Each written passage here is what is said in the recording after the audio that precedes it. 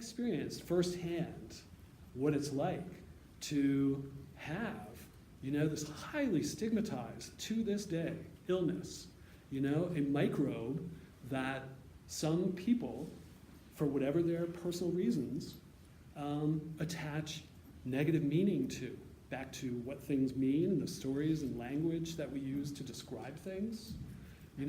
Well, if I had bought into the idea that, gee, I have this particular microbe rather than that socially acceptable one, that I'm immoral, that I'm dirty, that I'm all these hideous things. But if we tell ourselves, if the meaning we attach to this microbe, if we reject that stigma, and if we attach a different meaning, and this meaning comes from my faith, I guess, in my understanding, of Christianity, and the idea that what we call God became incarnate, became human, and showed us what God looks like in a human form. That's pretty powerful.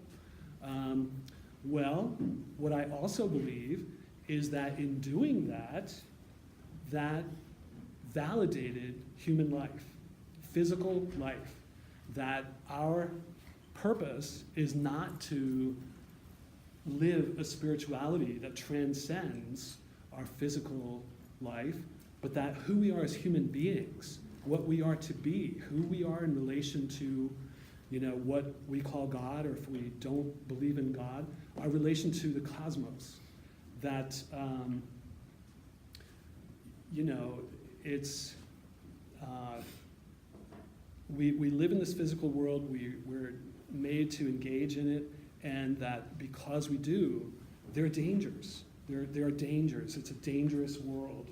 There are tsunamis that can, blow you away and destroy your hometown and kill thousands of people. There are wild animals that could attack you and kill you, and there are microbes that can get into our bodies during our intimate acts and do you real harm. Fortunately, I was able to not get infected until there was effective treatment. So as I like to say, 13 and a half years later, if I didn't know that I have HIV, I wouldn't know.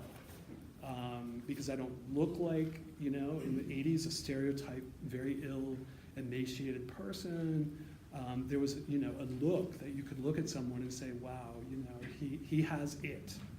Well, and so I think that's it, it goes back to the same thing about meaning and words and language. And because I've never believed that HIV was something to be ashamed of, or that it's a moral judgment, I've never believed that.